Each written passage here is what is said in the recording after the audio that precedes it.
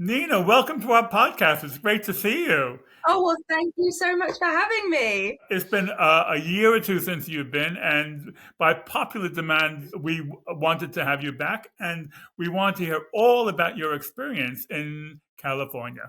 Yeah, I've been dying to talk to you about it. So this is the perfect moment. So, Nina, it's been 5 months since you had your pilgrimage to California. I came prepared. Your shirt did not go unnoticed by me. We thought that maybe we might speak to you a week or two after the Angelina Jordan concert, Yeah, but now it's 5 months after. yeah. You'll have a different level of memory from the concert. I was thinking about it earlier and watching through some of the clips that I had taken when I was there and trying to re-immerse myself back into that time, which isn't actually that difficult to do because we're lucky that Angelina's vocal goes through a screen very well and translates in that way. But yes, oh, what an amazing trip that was. The whole experience of going that far to see Angelina was a thing in itself. And then the evening was incredible. I got to meet so many people that I've spoken to online on my channel. And then to actually witness and feel Angelina's vocal in that live situation, you can't really put that into words, I think, unless you see that and feel that in a room. It wasn't an arena, so we got this quite intimate capture, and I think that makes you feel a level of closeness to the artist. So wow, yeah, basically what I'm saying is it was amazing. What songs stand out for you? Oh, thank you for asking that question, because I've been wanting to talk about Thank You, because Thank You is one of her unreleased songs as of yet, but she's done now two versions. So the first one was the one that I saw in September, and then she did the Christmas concert. She did the slower version. So that song for me was a massive highlight because I'd not heard it before. And because the songwriter in me was listening to it and going, this is a hit song. So I just wanted to express my positivity towards that song. Actually, can I play you like a bit of why I like it so much? I know a rhetorical question when I hear one. This is a question that does not need an answer. Well, I will do that then. It's like the Pope asking, "Can I bless you?" We've got this D minor feel that I really appreciate. So in the up-tempo version, I think it's really interesting to have that in your chorus, because D minor, one of the saddest chords, one could argue, but an up-tempo kind of song, I thought that was really, really interesting. So to have that kind of, look what you made me do. I didn't know I had it in me, that I would lose myself without you, but I learned how to love me. Yeah. That is so cool to me, first off. And then I think the clincher for me is when it went into the post-chorus. Thank you for being so hard to please, and thank you for giving me one more reason. Thank you for showing me your true colors, and thank you for messing up my heart. What you made me do, I didn't know I had it in me. Thought I would lose myself without you, but I learned how to love me. Yeah. You for being so hard. Thank you for giving me one more reason. Thank you for showing me your true colors. Thank you for messing my heart. That is hit song material, let me tell you. That, to me, is one of the strongest post-choruses that I've heard in years, full stop. So immediately wanted to hear that again. I was so pleased that I filmed that particular song all the way through, because it meant that I've been listening to it again and again since, and I haven't had to wait for her to release it. Please release that song, Angelina. It's not up to me. My powers are limited.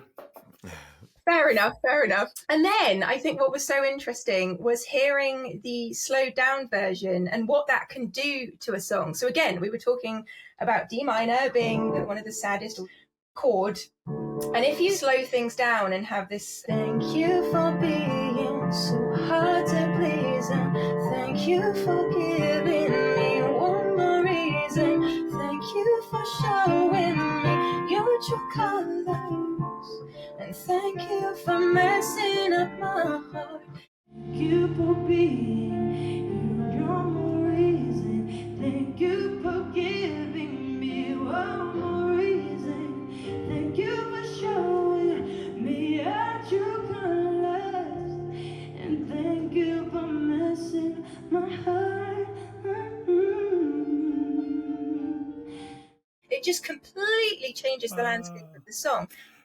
But the melody is still just next level incredible. So I just think that song's great. Did you change the melody from the first version to the second? Oh, that's a good question. I don't, subconsciously, maybe? I don't know. Let me play it again. Thank you for being so hard to please. I don't think so. Forgive it. But what's happening is the piano is suddenly a lot more expressive. So you're getting a lot more in terms of what sounds like a melody coming through, because so many more notes are being played. So this kind of, if you're just doing these block chords against, that's so different. It's just completely different. Nina, my knowledge of music is limited, but on the piano alone, can you do a reggae version, or do you really need... Well, I mean, technically, yeah, because you could have the, look what you made me do. I didn't know I had it in me. Thought I would lose myself without you. But I learned how to love me, yeah. So it's just having that offbeat feel. I mean, there's only so much I can do on the keyboard. I haven't got a small band here or anything. Okay, Nina, we're going to another arrow in your quiver. You read English at university. I was speaking to someone about the lyrics to that song, and he thought that the thank you was a genuine thank you. I heard it slightly differently. I think the thank you might be a little bit tongue-in-cheek, as if to say, oh, thanks a lot for that. And not really a genuine thank you. What do you reckon about the lyrics? Is that 100% genuine thank you or not quite? Because Angelina spoke a little bit about the song and the meaning of the song before she sang it, I went into it with the understanding that it was a genuine kind of, you know what, I've gotten over that, so now I really do thank you for that experience.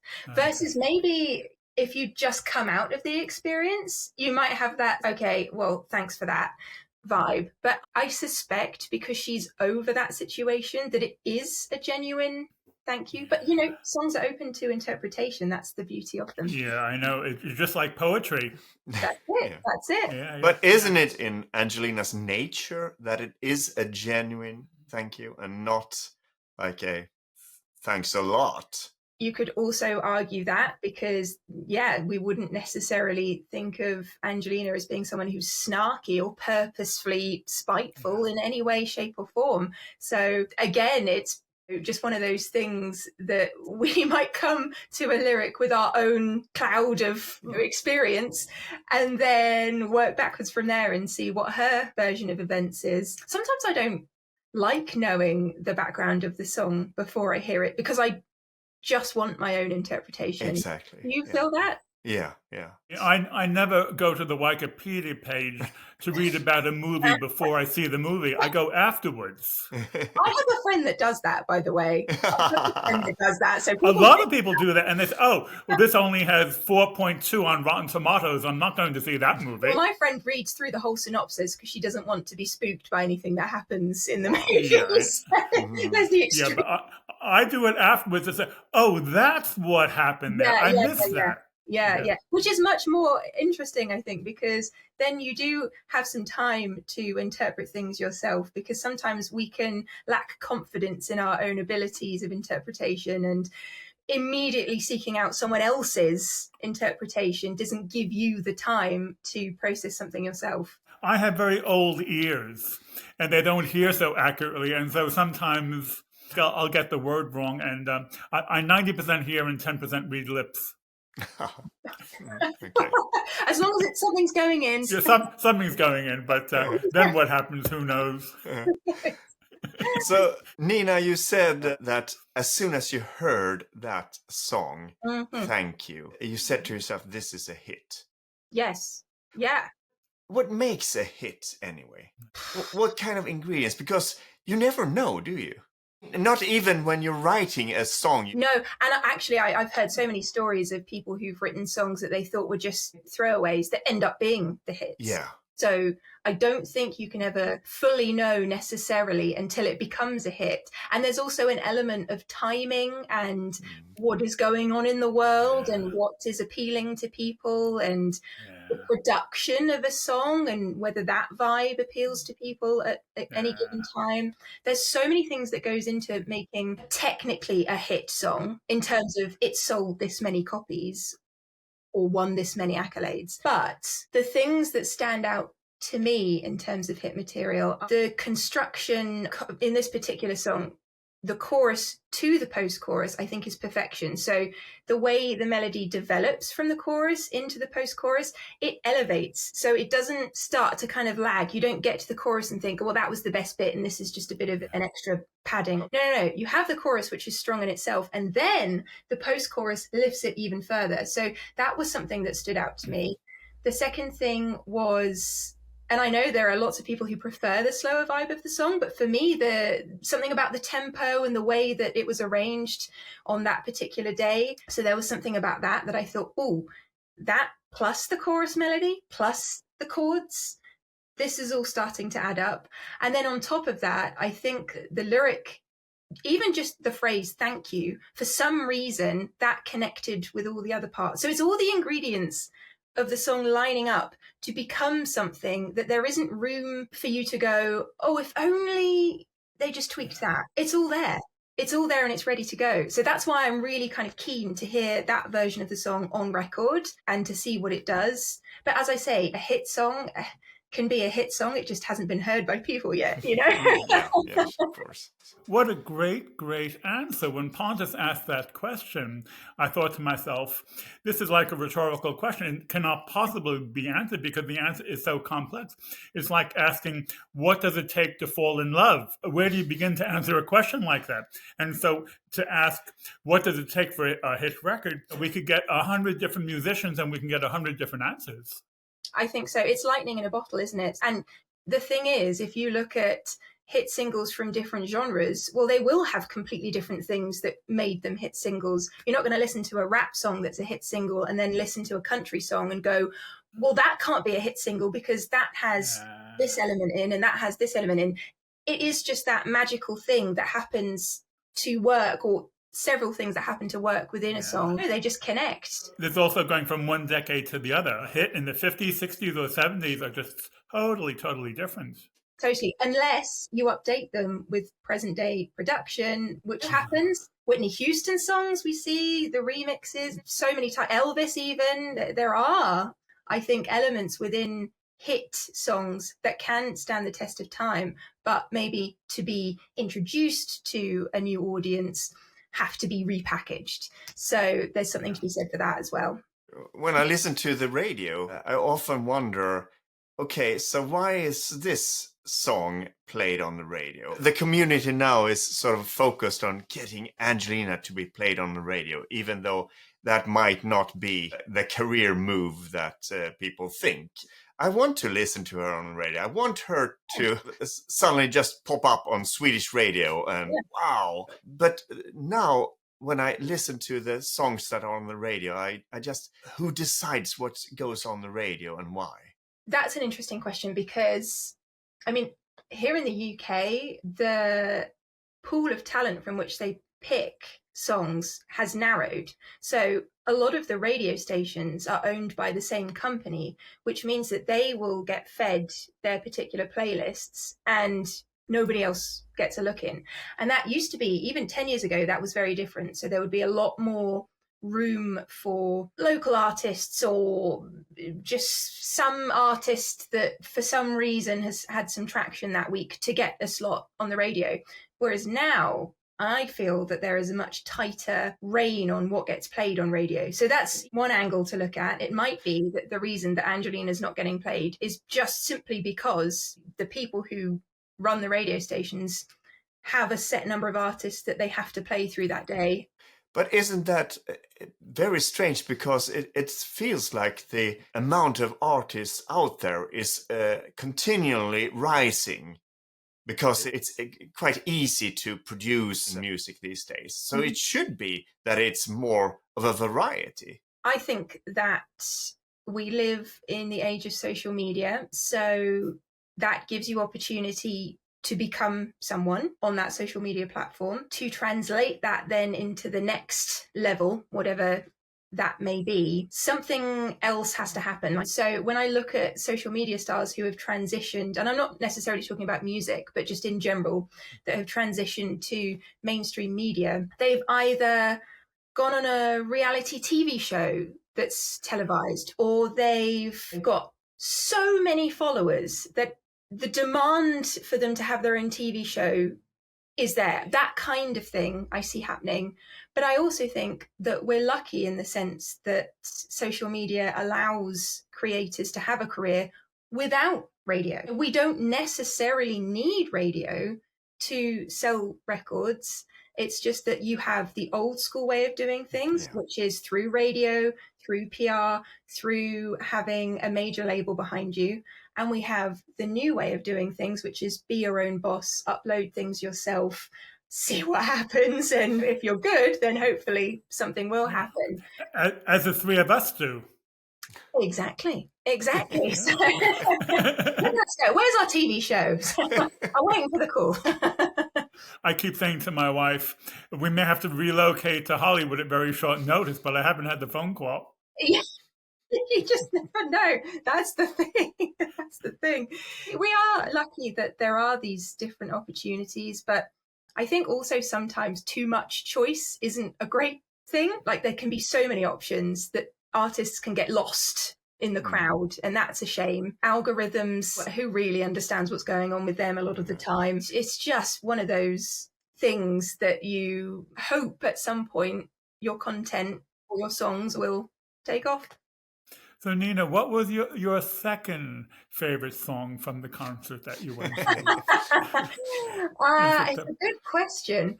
Obviously, hearing any single that Angelina does, I really, really enjoy, because I've got that connection from having listened to the song several times. But I think hearing Bang Bang, so that was pretty special, because I was trying to recall it. That was one of my very first videos. Bang, bang. But when we got to that, I thought, oh, this is special, because she was so young when we first saw her sing this song. To hear her sing songs across her own era of her career, because she's already in decade 2. But I was going to say as well that yesterday, and this is a bit of a spoiler, I watched her version of I Will Always Love You, and that took me back to that clip of her when she was very, very, very, very young, singing that song.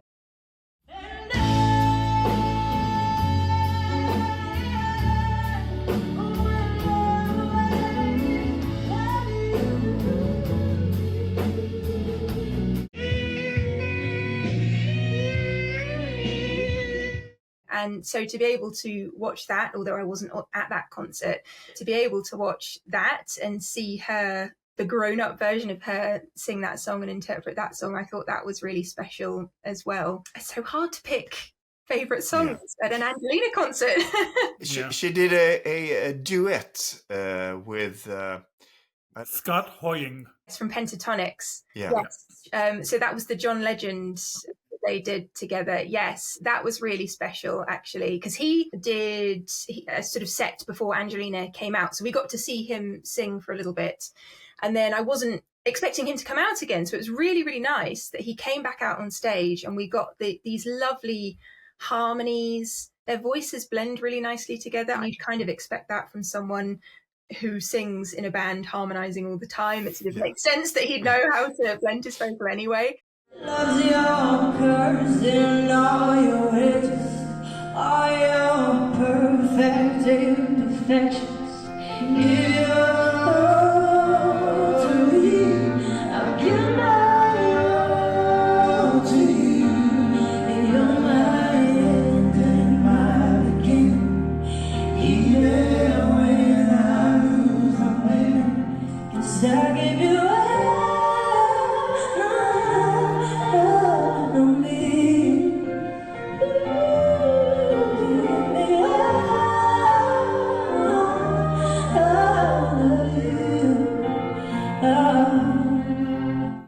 But that was a really special moment. You can tell after a song when Angelina sings, the audience emotional reaction. You feel something going on, and I definitely felt something after that particular performance. So yes, that was a good one. You're going to keep bringing songs up to me, and I'm going to go, oh yes, that was Yeah, of course. That's the way it is with Angelina. I told Pontus to have the set list in front of him during this interview. So she started off with Set Fire to the Rain. yes. So Yeah. an Adele song, yeah, Yeah. big number.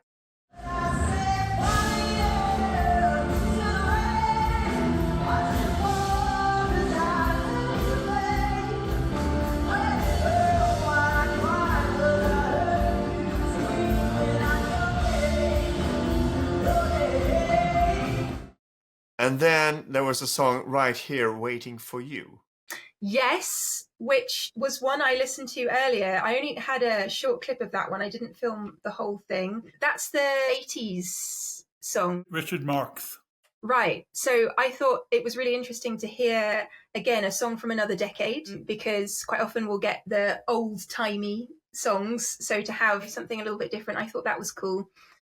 Whatever you do, whatever you do, I will be right here waiting for you.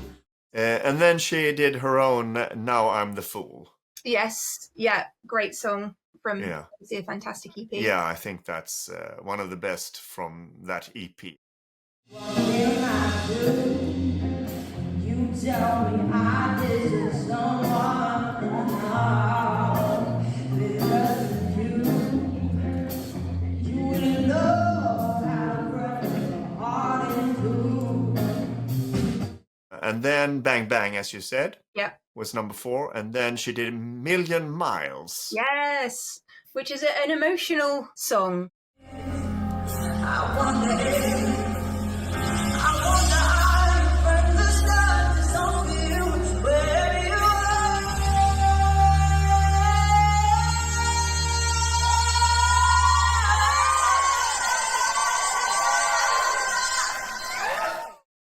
I guess there were some songs when Toby Gad walked on the stage to play with Angelina. Yeah, because the next song was Bad Valentine. I stood you up on Valentine, gave you no reason why, decided I cut you off without a tear in my eye. So he came on and did a bit of a speech about their working time together and his belief in Angelina and just how special an artist she is. So we got to hear from him in his own words what that musical connection is and how strongly he believes in her, which was amazing. And he told some very enthusiastic stories. So we go back to 2022 when we first started working together. And I first heard Angelina's voice and I thought this is not real. Like, I was blown away. I think this is a once-in-a-decade voice. I've worked with a lot of great artists in my career. And I stopped everything I was doing and we recorded a few songs and recorded Bad Valentine. He was a great addition to the show, actually, because he is genuinely so enthralled with music and great musicians that you can't help but be swept up in his enthusiasm. So him and Angelina on the stage was a very special combination. And he realizes that she is world-class material. And he, like everyone else, is saying, why is she not world famous in proportion to her talent? Well, yes, these are the questions that we ask ourselves. And it is frustrating as a listener to... Yeah. And the only answer we come up with is, it's not fair. Well, yes, and life isn't fair, which is annoying. I Yeah. think the thing that is good is that Angelina is performing these concerts and she has got fans around the world and she is at a certain level that maybe some of her peers are not. And so, on the scale of naught to wherever her success is that she wants to get to, she is on her way. She's not down here. So I think it's good that we do have these moments where her talent is celebrated and she can see that actually people do want to come up to sell out concerts. People do want that from her, and that the missing piece isn't necessarily something she's doing wrong vocally. It's just the business of things. I remember one clip with her sister that her sister said, "Your time will come. Your time will come." That's a very good way to put it. Yes. Yeah. I thought that was very sweet. So after Bad Valentine, then there was the All of Me, the duet. And then she did Thank You. And then she did Love in the Dark. Make you rise up for me so I can leave. And then just before she changed her outfit, she did Unchained Melody. Yes. Yeah. Which was very, very beautiful because she has such a nice vibrato. To hear her voice soar out over certain held notes is always a special thing to listen to. Yeah. I know that I heard just a few seconds of Unchained Melody before I did a reaction of it. And I was just amazed. How can somebody produce that kind of sound? It was like a waveform Yes. that reverberated within you. It's the resonance. So what that you can feel as a singer and then as an audience member. Yes, as well. and that is something that's really striking, to hit that kind of resonating sound.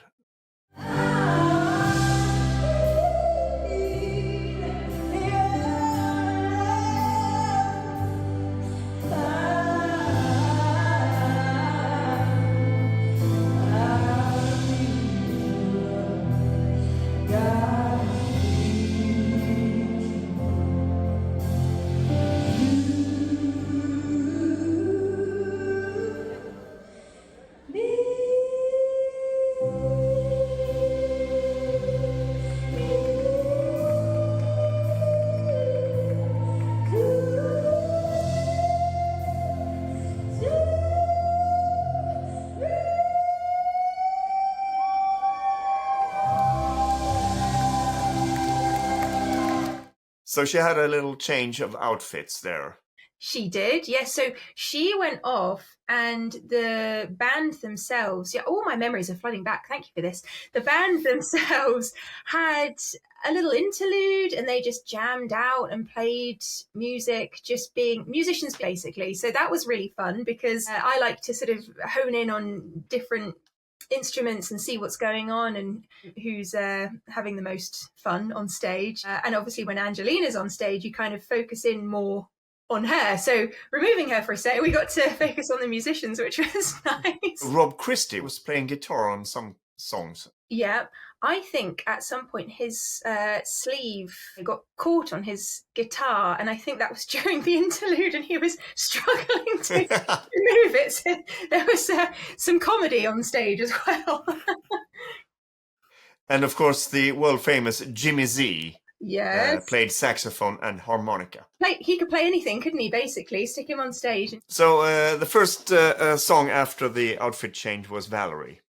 Yes, I have a strange relationship with the song Valerie because I sing this song all the time when I gig. It's just on my set list. And so for me, it's become one of those songs that I have a slight disconnect to because I'm just constantly singing it and it doesn't necessarily have the biggest emotional grab as a lyric. So it was really interesting to sit back for a change and listen to someone else sing this song and listen to Angelina's interpretation. I really enjoyed myself. I was like, I don't have to sing for a second. Not that, I'm always singing, but I don't have to deliver it in a certain way right now. I can just sing along freely and join in with Angelina. Yeah, that was a really interesting one.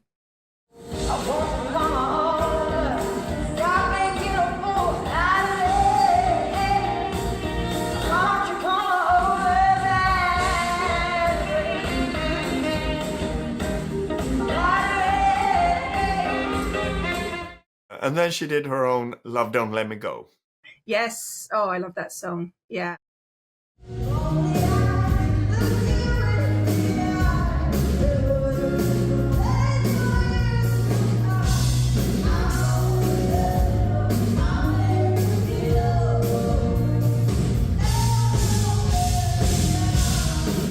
I wish you'd done more songs from the EP, actually. That would have been great to hear, but obviously 21 songs. What goes on when she puts together the set list?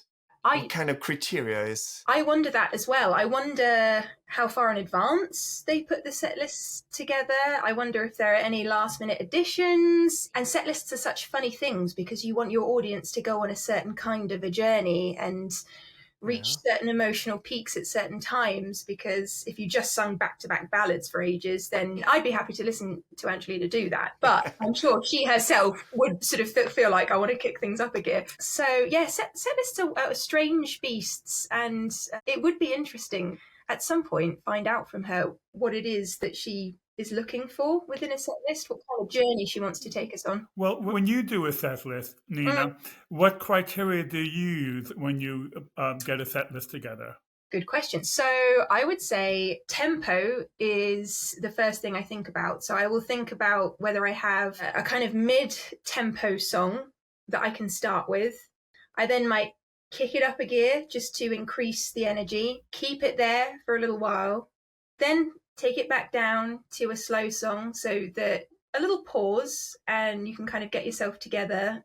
And then you want to kick it straight back up again to high level because you don't want to lose people's energy and attention. You might go down to mid-level again, but not maybe necessarily all the way down. You don't want to go all the way down towards the end of a concert. You want to towards the end.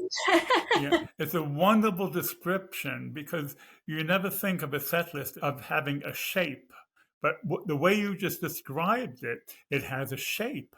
That's exactly how I see it. I do see it as this little diagram. You probably were very good in geometry.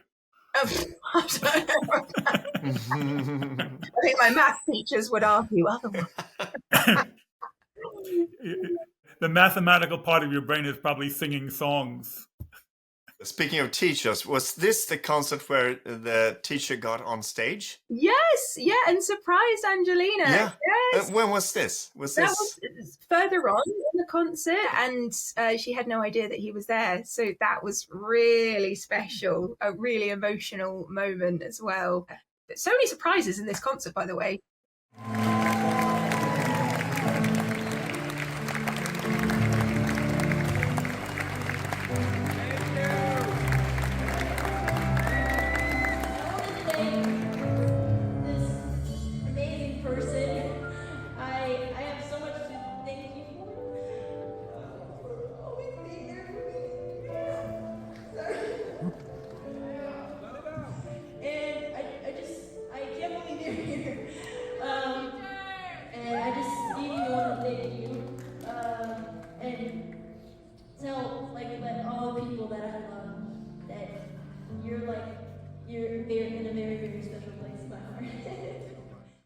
And the next song is very surprising because this is a song I believe she only did once, and it was I'd Rather Go Blind.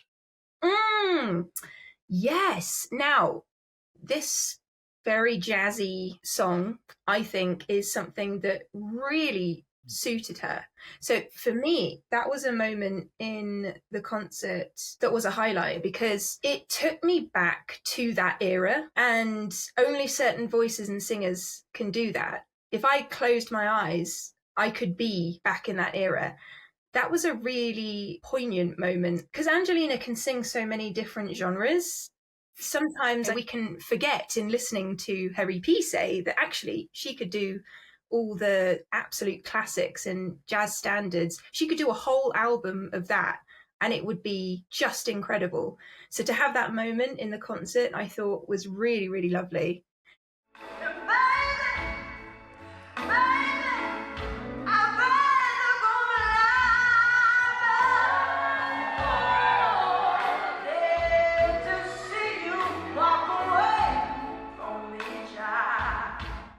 Have you heard the version she did when she was 13? I think I have. Yeah. I'm very curious about why she goes back to a song she did once. Maybe she's done it other times, like just for herself and never No. publish it. Maybe because Jimmy Z was on stage and he actually did the song with Etta James. Yes, that's got to be the connection. But you're right. Sometimes she will definitely be singing these songs and we just aren't hearing it. It's that there are only 1 or 2 public recordings of something. And then she went on to do When We Were Young.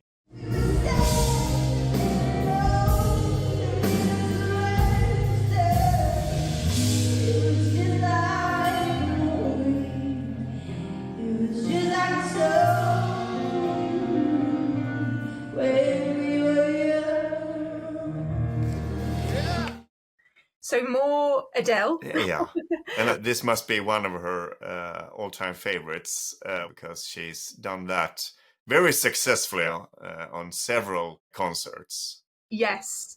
And I think it's lovely that she's obviously such a big Adele fan and she can sing those songs, because some people try and take on an Adele song, it just wouldn't work. But Angelina has got that same rich, incredible projection as well. So it's so nice to be able to hear a singer do those songs in such a magnificent way. And then What Am I to You? One last time, like everything you. I think that's the only time she did that song. Yeah. And then she did the song I think that has meant the most to her career, Bohemian Rhapsody. I didn't know she was going to do this, and as soon as she started it, I thought, we're so lucky to hear this, because again, it's one of those songs vocally that is so incredibly challenging, range-wise and control-wise. So, that was a great moment, and female vocal on that instead of the male vocal that we know. Anywhere the wind blows doesn't really matter to me,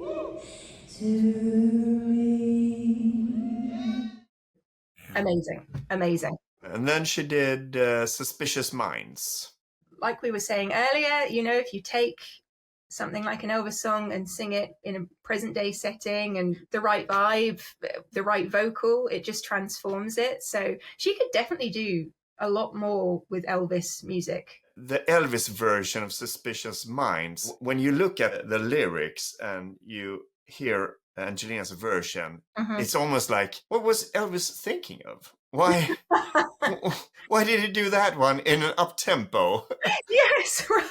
I mean, it's obvious, I think, that Angelina has done the right thing. And Yeah. The right interpretation. Yeah, really.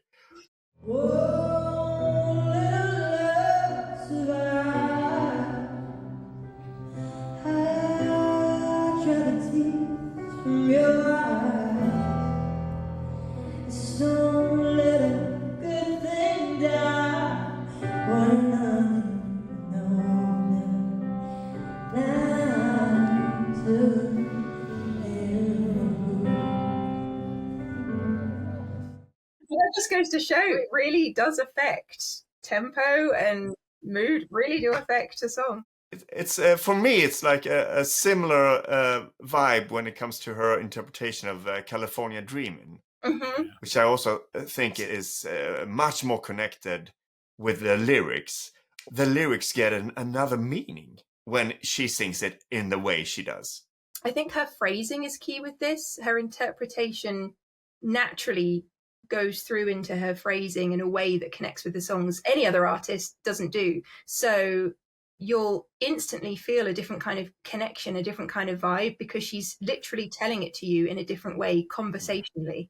Like if you just spoke her phrases and where the pauses are, it would connect with you in a different way. Why can't other singers do that same thing? They can. She does it in her own way. So each singer will do their own thing with phrasing. So my phrasing will be completely different interpretation-wise to what Angelina's would. And because she has these particular things she does in terms of where you will have a rest or a pause that I wouldn't necessarily think of in the same way. Just every singer will come at, a vocal in a completely different way, phrasing wise. Just to make sure that I understand phrasing. Yeah, so if you imagine that we had the lyric sheet in front of us and we just spoke through it, you have your sentences that you just speak in real time, no music. And it's the same thing. If you then translate that into music, you'll have your musical sentences. So how you interpret that, where are the commas? Where are the full stops? They might be where those breaks are, or maybe there'll be a certain set of words where you have a little pause in between each. But that kind of thing, that interpretation, I think Angelina just has something really interesting going on. Because another thing that's really interesting for me when she's singing is that she puts a certain kind of emphasis on certain words, that she sings them in a certain way. Like, for instance, when she does Billie Jean, she says the word advice very specifically. So take my strong advice. Is that part of phrasing? You could also argue that that is tied in with dynamic choice as well, because she's pushing that word. So you might have within a phrase a piano, so a softer vocal, and then a touch of forte at the end. So it's tied in, it's still important, it's still integral to the phrasing, but the addition of the dynamic enhances the phrase. That's where all the stylistic technique and all the things that Angelina just does that come from her soul come to play. That's what I think when we're listening to her draws us in, because she has a plethora of all these things going on at any given time, not just one thing, like 10 different things, which is why sometimes I struggle when I'm watching. I'm like, wait, slow down. Yeah, it's almost like it's layered. Absolutely. And her tone in itself is layered. Layers in stereo. Yeah, that's a great name for a band. And one thing I wanted to ask you as an artist yourself is breathing, because it's obvious that when Angelina breathes, you can hear that she breathes. Almost like it's intentionally with a sound. Yes. And I'm pleased that that's the case, because sometimes breath is almost seen as this thing that we shouldn't hear. And especially on recordings of songs, oftentimes the breath will get taken out.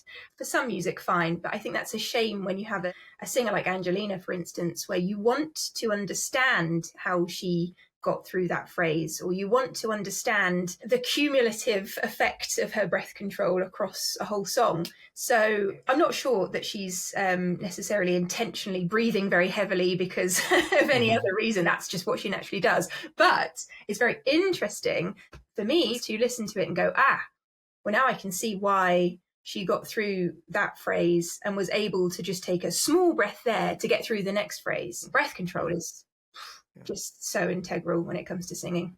Because I remember reading an interview with Paul McCartney, and he said that he intentionally left breathing in certain recordings because he wanted it to be natural. Yeah, exactly. That's it, because if you take it away, suddenly it becomes more robotic, and that takes away a layer of the emotion. So what did you think of Princess of Ruins? Yes.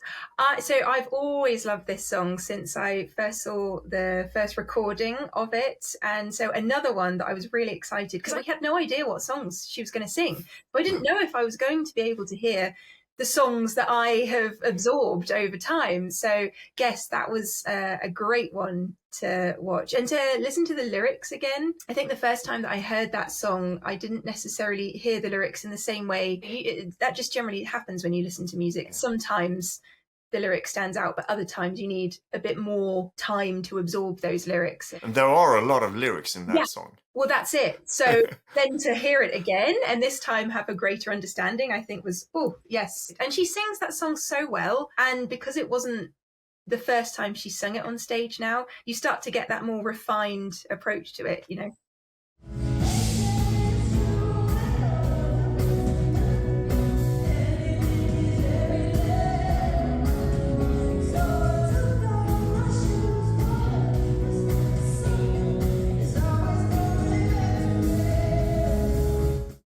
So we're up to the last song before the encore. Where do broken hearts go? Again, another song I was not expecting her to sing. That could be an interesting one for her to re-release, actually, with her interpretation production-wise. Yeah, it's a great song. It's a great song.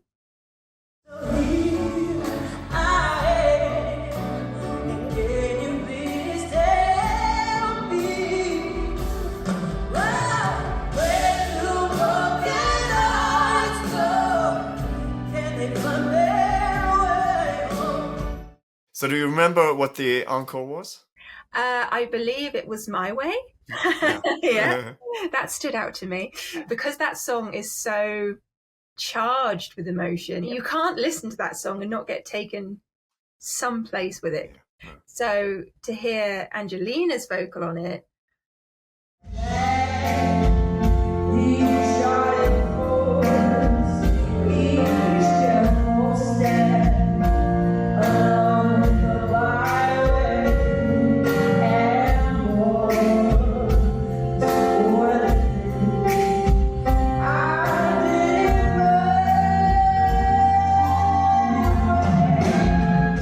I always think that song is quite a statement. She's going to do it her way. Yeah. So that was it, 21 songs. What song did you want to hear that you didn't get a chance to hear? So I would have loved to have heard Good and Goodbyes. That would have been great. I would have loved to have heard Shield. Oh, yeah. I went away from the concert thinking at some point I must see that song live. We're so pleased that you're sitting next to your piano. You know, I knew I wouldn't be able to get away with not sitting next to my piano. I'm sure you have no other chairs in the house other than the chairs next to your piano. This is where I eat. This is where I sleep. You know, this is my state. It's sort of like some people have the dog as an extension of their consciousness. You have the piano as an extension of. I have always said that the piano is almost like an extra part of my body. It's like it's attached to my fingers. I often don't know where ideas come from that I play on the piano. You probably wake up at 3 a.m. and being half asleep, and you hear great songs in your head, and you rush downstairs to the piano to write it all down. Actually, what I do is I get my phone out and I very groggily record the melodies. And then what I do, because I'm being lazy and I don't want to go to my piano, is I can hear the chords in my mind. So I will sing the arpeggio within the chords that I need back to back so that I know when I go to the piano the next day, I'll have the chords. Wow. It sounds like a lot of effort, but I've sort of honed that skill. So it's not like you wake up in the morning and you listen to it and you think, oh, this is crap. What was I thinking at 3 a.m? Well, there are times. I just say it doesn't work all the time. Yeah. That's funny. It's called a pipe dream. You get high and you think you can change the world and make the world a wonderful place, and then you write an epic poem and then you read it the next day and you say, this is rubbish. Yeah, but at the time it felt good. Yeah, I know. How many times when you have an idea is it actually working out for you, and how many times is it, oh, I'm going to scrap this one?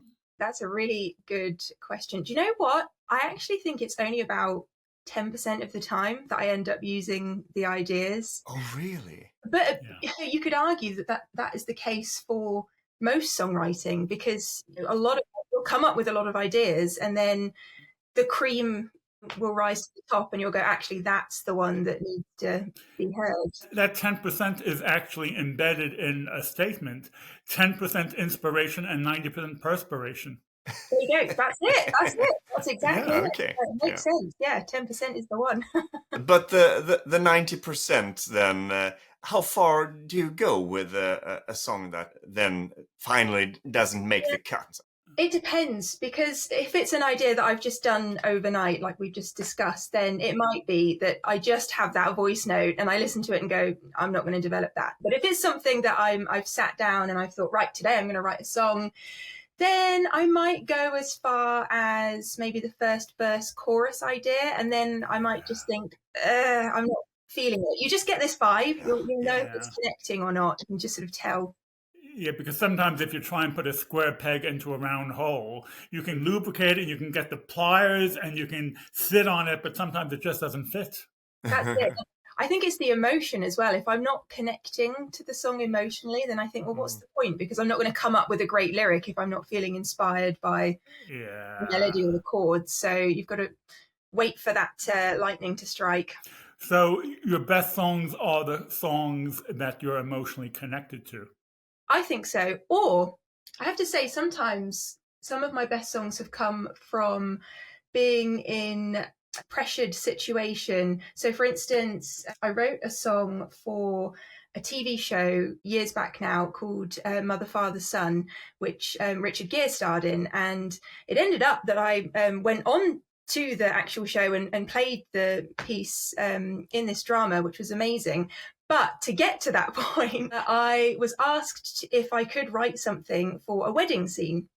And the director of this show basically said, we need it by tomorrow. And I was sick at the time. So in my dressing gown, I stumbled to my keyboard and I thought, I've got to come up with something. And that pressure cooker situation worked that time. And I did come up with something and I did feel inspired. And I think it was the almost knowing that it might go somewhere that helped trigger something in my head. So that can work as well. Well, this may be the moment when you need to turn to the piano and give us a 10-second sample. Yeah, so that one was Awake in a Dream, Beautiful Reality, and I can't believe you share your life and soul with me. Days pass by like years, and through these endless fears, you always amaze me. And so I'm asking you to be part of this too. So right, but still so crazy. This is the most perfect gift that I'll ever give. Just say yes, as we stand side by side for the rest of our lives. Just say yes, and every night with you I'll still say I do. Just say yes, this is the most perfect gift that you'll ever give. And I'll say yes. Awake in a dream, beautiful reality, and I can't believe you share your life and soul with me. There we go. That was a bit more than 10 seconds, but Wow. Great. Really good. the chorus. Nina, you've already opened up a rich vein for this conversation. Let's talk about emotional connection. So you need the emotional connection to write the song. Do you need the emotional connection when you sing the song? And if you are enough times with the emotional connection, does it spill over into the non-musical parts of your life? Well, I think there are times when I sing songs that I feel very emotionally connected to, as in I wrote the song in a very emotional way, that I will sing it again and I won't feel the same level of emotion simply because that day I've been, say, running around doing loads of errands and I've rushed to a gig and it's just business. I've got to get down to business. I've got to do it. Doesn't mean that I don't put the same stylistic effort into it. So I think you can still convey emotion with dynamic control and phrasing, even if you're not necessarily feeling it that day. But I think you do still get the best capture when you are really feeling the emotion. So there's arguably two different types of performance, and if I'm connected to a song and I am feeling really emotional, then that carries some difficulties because I don't want to start crying when I'm singing. It's called chanson vérité. In other words, it's called realistic singing. If you start crying when you sing, I think actually in a studio situation can be very beneficial, because if you can capture that on a record, that's amazing. yeah. And that's actually arguably much more difficult because you're very structured. The setting that you're in is not a natural setting. It's not Yeah. natural to walk into a vocal booth and feel emotionally connected somehow to a song. But I still think it is possible to do that. But I think there's many ways you can connect emotionally with songs. It doesn't necessarily mean that each time it's going to be the exact same delivery, but that's the magic of music, that each time you get a different kind of vocal. And sometimes you can sense that an artist is singing with pure emotion, and other times you think they just did a really good job. And I think both are fine. One of the mysteries about Angelina is how can she convey those kind of emotions when she's so young and haven't experienced life? Sometimes your tone can be so evolved, even at a young age, that it conveys emotion ahead of your time. And the other thing I think is, especially with someone like Angelina, although at a young age you don't necessarily assume someone will be able to connect to that kind of material, I think we all know that she could somehow clock into these deep subjects. And so even if she hadn't necessarily been through something herself, it's almost as if in another life perhaps she has, or she just has this inherent understanding of complex emotions from a young age, and that comes through. Maybe that's why we connect with her from a young age so much, is that we think, but you are literally putting the emotion into the song that someone who is 30 would, or someone who is 40 would. And that mystery does keep us hooked. I was speaking to someone about Angelina, someone who knows her really, really well, who's going to be on a future podcast. And he used the D word. He said she has a disconnect where the little girl saying, hi, bye. And then she goes into a song which is phenomenal and mature. And there's a huge gap between that little girl image and that very, very smooth professional that she is. And that's part of the mystery about her. And the question I asked before about when you connect, does that connection spill over to when the non-musical moments? I think that's one of the features of Angelina, that she's so connected all the time that she can go from the connected non-musical world to the connected musical world just like nothing. Yeah, I suspect that there's some kind of door in her mind that just will open. And speaking from experience, I think when you are so into the music world and you know that at any given time you may have to do an impromptu performance, you do have to find ways to get those connections pretty instantly. Because otherwise, it's maybe not the career for you if you can't do that. And some people, like Angelina, are better at it than others. And she's been that way from a very young age. I think that is the mystery, isn't it? Well, she will be evolving it, but it's always been there. But in that way, you slightly remind me of Angelina, because given a choice, both you and Angelina would always rather sing rather than talk. Yes, I sing pretty much everything. Always, I was thinking this the other day. I just sing everything. I'm walking around the house and singing about what I'm seeing, and I don't know how mad it appears from the outside, but that's just how I interpret the world. So, I guess a poet would come up with poetry as they're walking around and interpreting everything. So it's just the way that Biblical scholars can turn to the Bible and say, every aspect of human character and human behavior is actually captured in the Bible, but every aspect of emotion and situation is captured in one song or another. That's so true. Yes, there's always going to be a song out there. Someone has already been through what you're going through, no matter how bizarre maybe you feel that it is. Someone will have been through something similar and written a song about it. And if they haven't, then I guess that's, as a songwriter, that's your opportunity to get writing. But that's the wonderful thing about music and art, because if someone has written a song about it, then it could help you emotionally understand the situation and come out the other end and get an idea of how someone else has to deal with it. That's so true. Actually, I was listening yesterday to the Labyrinth song Jealous. I listened to it like 4 or 5 times on a loop because I was so taken with it. It's hard for me to say I'm jealous of the way you're happy without me. And what was interesting to me was that I haven't been through the situation that Labyrinth was singing about lyrically, and yet I was so taken in with the story that he was telling. It was almost like I could imagine that it had happened to me. And I think that is great songwriting, for me to be able to feel like, oh, I've been through this terrible situation, but I haven't. Amazing.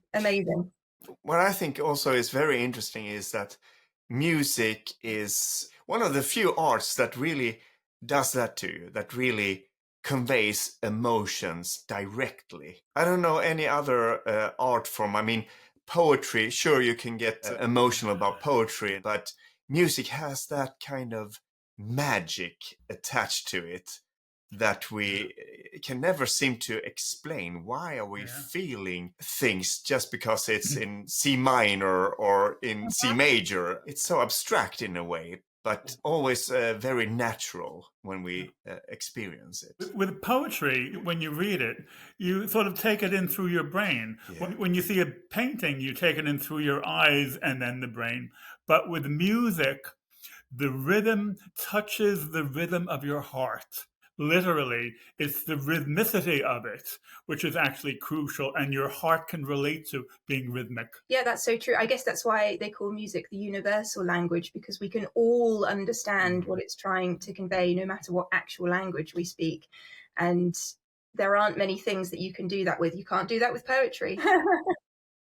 No, and also the vocals, especially when I'm listening to Angelina, the tone that she produces, there is nothing that you could say in a way that makes me feel that way. But the tone in which a lyric is sung is so important for communicating that feeling. Absolutely. And that's where tone is such an interesting thing, because we're all born with different tones. So there's that element of luck involved in being born with something that is a storytelling device that speaks to so many people, because not everyone has that. So that's magic in itself. And then on top of that, to then be able to control your voice and add all the other stuff and have that innate sense of musicality, well, then you've got a whole nother level, which is what Angelina is. You said you were always singing around the house, and whatever you do, you're singing. And I don't do that, but I sometimes sing in the morning when I'm feeling a little bit blue or a little bit tired. Okay. And it really picks me up. It's like you can't sing and be sad at the same time. Of course, you can sing sad songs, but I tend to choose happy songs. And I was wondering if that way of living for you have made a permanent impact of who you are as a person and your base mood. Because you always seem very happy as a person. So let me assure you, I'm not always happy. I'm happy because I'm talking about music. You see me on camera, I'm talking about my favorite thing in the world. So it's like, yay. But I assure you, I've had people say to me before, actually, how can you write sad songs? You're always happy. And I'm like, I'm not. So you were talking about how singing sort of affects my day-to-day life. So just to talk about that for a second, doesn't matter if something that's happening to me is sad or happy, I will interpret it through song, because I think that's just what I do with songwriting. So that's where sad and happy songs can come from. But if I go into the fridge and I see my favorite yogurt, I'll be like, today is strawberry day, we're gonna have a great day, you know? So that's the kind of thing I'm talking about. It's not the like inspired sort of stuff. Having said that, my mum always says, Nina, you should record all of these little things because they'd be great. I don't know, something for an advert or, you know. Your life is a musical. Yeah, well, yeah, essentially that's sort of what it feels like. So I have to say it's become a part of me. So I don't necessarily do that to cheer myself up in the same way that you do, but I don't think I would be able to get through the day without singing little ditties, just things to interpret the world. And then in terms of how music affects my mood or what is going on with me, I feel like I have a really broad range of emotion that I struggle sometimes with how deep my emotions can go. And so for me, writing is the way that I get through that. That's a form of therapy for me, whether it be a happy thing or a sad thing or whatever is going on. So although it appears like I'm always happy, I think that is just a situation thing. And every human goes through a multitude of dark and happy times. That's just being human. And so it would be kind of insane to think that I don't go through those times as well. I wish that I didn't. Wouldn't it be lovely to be a human and just to be happy all the time? But I'm so grateful that I have this to be able to fall back on emotionally, and also that I get to be so happy whilst I'm listening to music and do that as part of my job. How incredible is that? I was speaking to an angel just a few hours ago, and he said, actually, I'm more analytical than I am emotional. And you, in some ways, are saying just the opposite.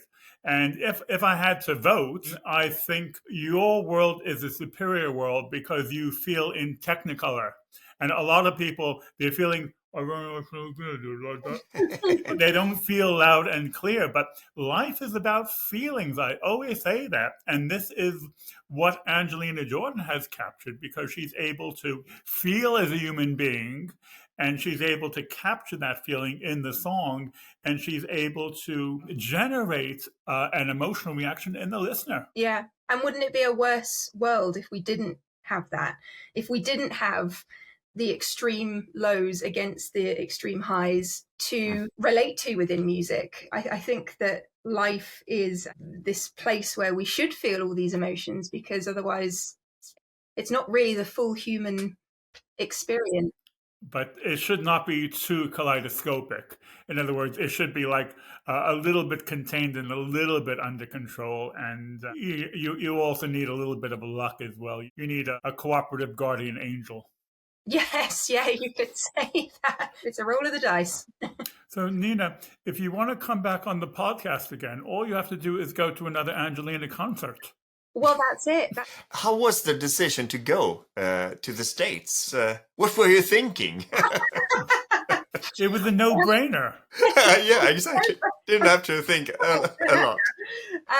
So the flight time from the UK to Los Angeles is about 11 hours. So I literally feel like I traveled across the planet to see her. I've been to Los Angeles before for songwriting, and so I jumped at the chance to go and see this concert because I got to do things on the other side. I wasn't going there to write for anyone or to work in that way. For me, this was, no, I'm going to Los Angeles, which is a massive music capital, to immerse myself in music and to see a live show from an artist that I truly admire. So I wasn't not going to take that opportunity, and I just feel so lucky that happened, and now I want to do it again. Of course. And you did some vlogging. I did, yeah. I wanted to take everyone along. The link is in the description, as they say. Fantastic. Nina, it's been great. You've been a breath of fresh air for the last hour. Oh. And I can see why you have 6 million followers. We're getting there. Slowly. So it's just a matter of time before we have you back again. And you explain everything so lucidly and so clearly. And when you speak, it just all flows. Oh, well, thank you.